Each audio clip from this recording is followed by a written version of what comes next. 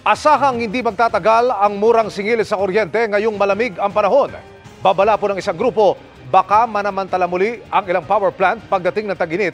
Bagay na babantayan umano ng Energy Department. Nakatutok si Maki Pulido.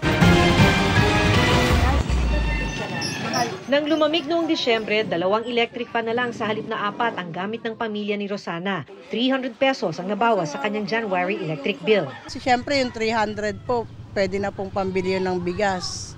22 pesos per kilowatt hour ang bawas singil ng Meralco nitong Enero dahil sa murang benta ng kuryente sa spot market bunsod ng mababang demand. Pero hindi lang yan dahil sa bumabang konsumo dahil malamig, kundi dahil din sa tumaas na ang supply sa pagpasok ng nasa 1,000 megawatts na renewable energy, karamihan solar. Ibig sabihin, bumibilis na ang entrada ng mga renewable energy. And nararamdaman na natin yung effect niya. Initial effect pa lang to kasi ang mga pumapasok ay mga solar.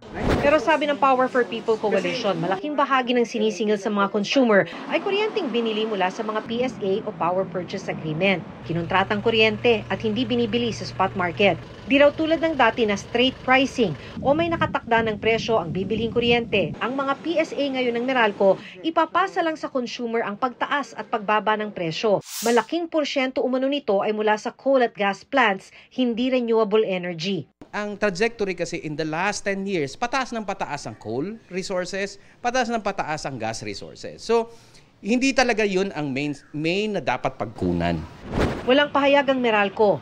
Sabi ng Energy Regulatory Commission, meron namang mga straight pricing contracts sa non-renewable energy source basta't short-term, halimbawa 1 taong kontrata. Ngayong papalapit naman na ang tag-init, kinakabahan na si Rosana. Noong nakaraang tag-init, tumaas ang electric bill nang magkulang ang supply ng kuryente habang mataas ang demand. Sabi ng Power for People Coalition, trend sa mga nakalipas na taon na kung kailan mataas ang demand, nagsasara ang mga coal plants. Pero sila rin umano ang magbebenta ng kuryente sa spot market. Magkano kinikita ng mga same companies na to?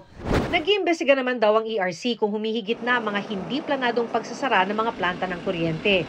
Binabantayan din daw ito ng Department of Energy. Sobrang init lang daw noong huling tag-init dahil sa El Nino kaya't napilitang magsara ang ilang coal plants. Pero ngayong tag-init, sapat na supply ng kuryente ang nakikita nila. Meron na tayong additional na mga pumapasok na mga planta eh.